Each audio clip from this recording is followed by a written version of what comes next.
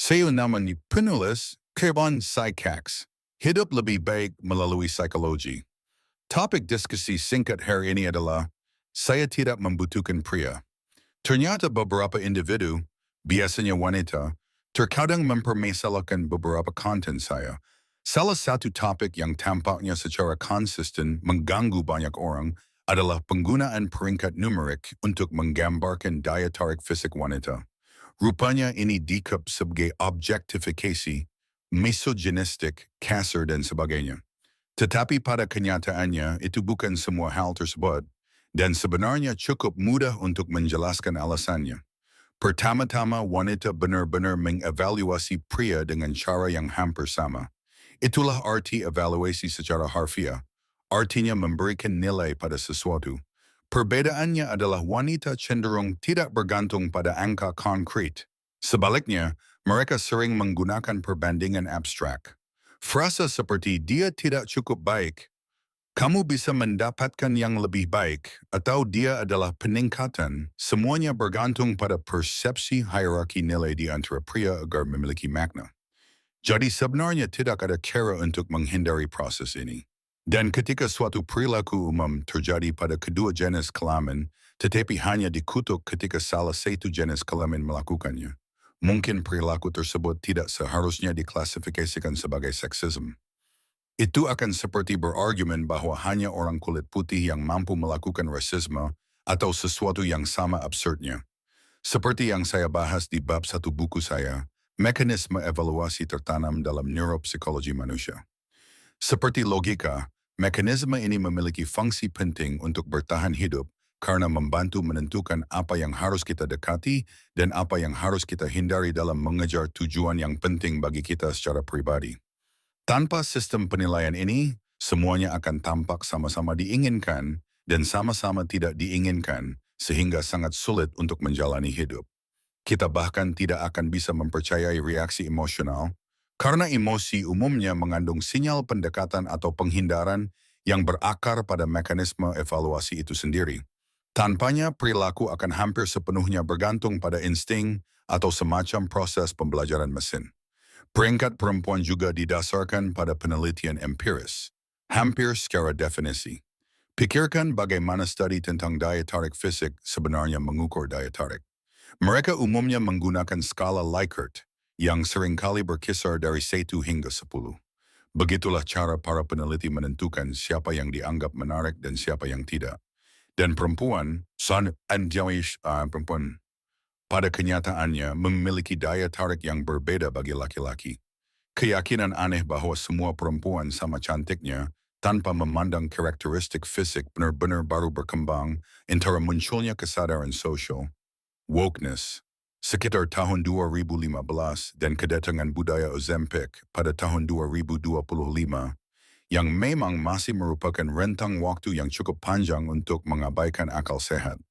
Bagaimanapun mengevaluasi daya tarik perempuan secara numerik adalah metodologi yang didukung oleh bukti empiris. Tetapi poin yang lebih dalam dari episode ini adalah bahwa perempuan sama-sama mengobjektifikasi laki-laki seperti halnya laki-laki mengobjektifikasi perempuan. Bahkan, perempuan mungkin lebih mengobjektifikasi laki-laki karena versi mereka seringkali lebih luas dan tersembunyi di depan mata. Salah satu contoh paling jelas dari hal ini berasal dari sesuatu yang berulang kali saya dengar dari perempuan yang mengkritik konten saya. Pernyataan seperti, saya tidak membutuhkan laki-laki. Mengapa saya harus melayani laki-laki? Mengapa saya harus memberikan nilai kepadanya?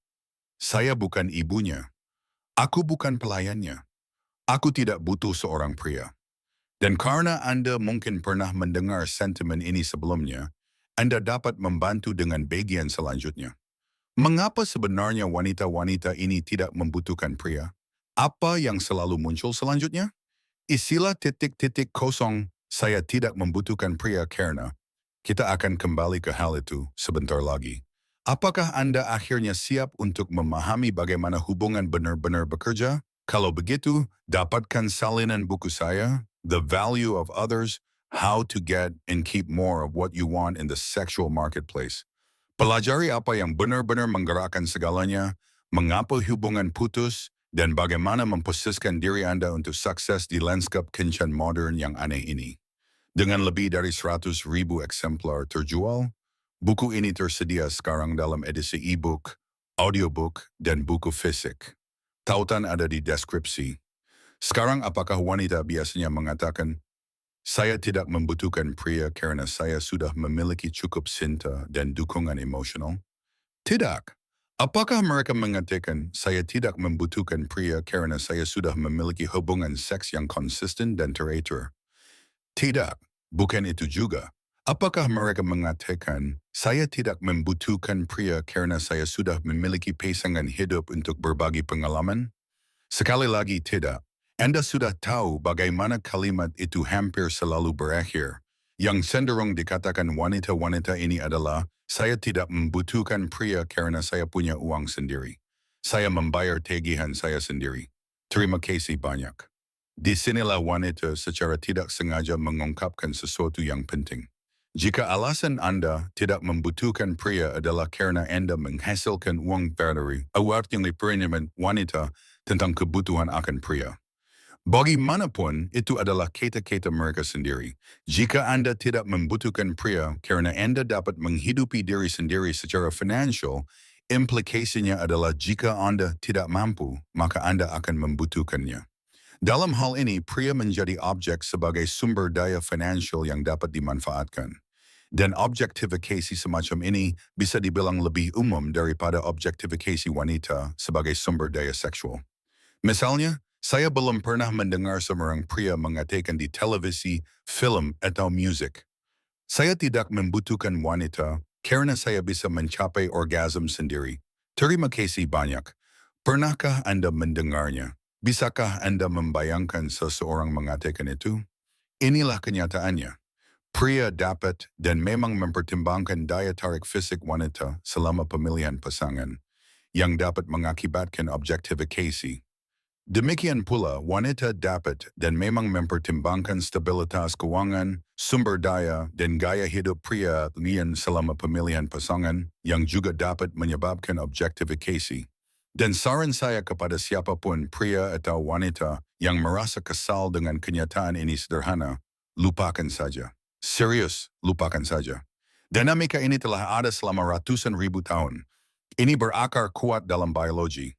Ini sangat dinormalisasi dalam budaya sehingga kebanyakan orang bahkan tidak menyadarinya kecuali mereka sengaja mencarinya.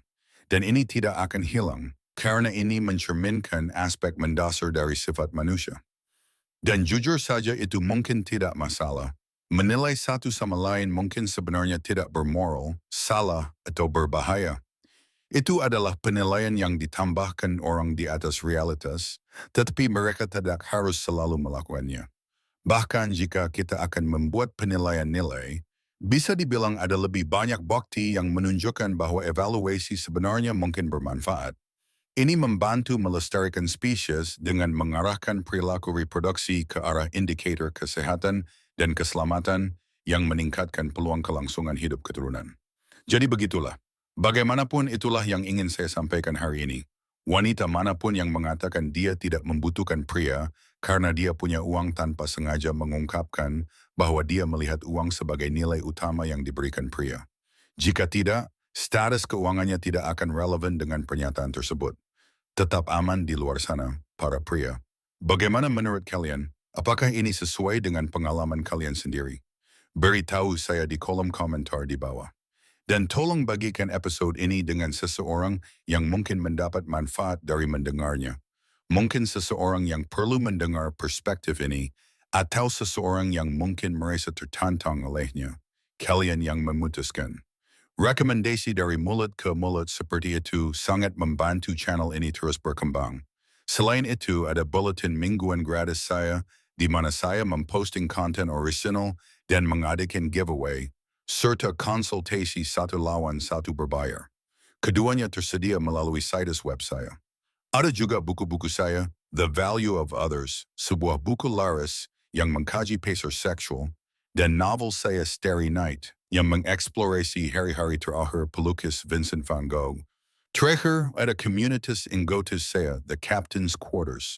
Saya menghabiskan banyak waktu untuk membahas teori perjodohan dan kencan dengan khalayak luas, tetapi jika Anda kesulitan menerapkan ide-ide tersebut pada keadaan spesifik Anda sendiri, itulah tujuan dari The Captain's Quarters. Saya mengadakan panggilan konsultasi grup langsung 2 kali sebulan, di antara fitur-fitur lainnya, di mana saya membantu menjembatani kesenjangan antara teori dan aplikasi praktis untuk anggota secara langsung. Ada juga diskon untuk konsultasi individu dan keuntungan lainnya. Ini adalah proposisi nilai yang kuat, jadi periksa jika kedengarannya menarik bagi Anda. Anda akan menemukan tautan ke semuanya di deskripsi di bawah ini. Seperti biasa, saya menghargai dukungan Anda dan terima kasih telah mendengarkan.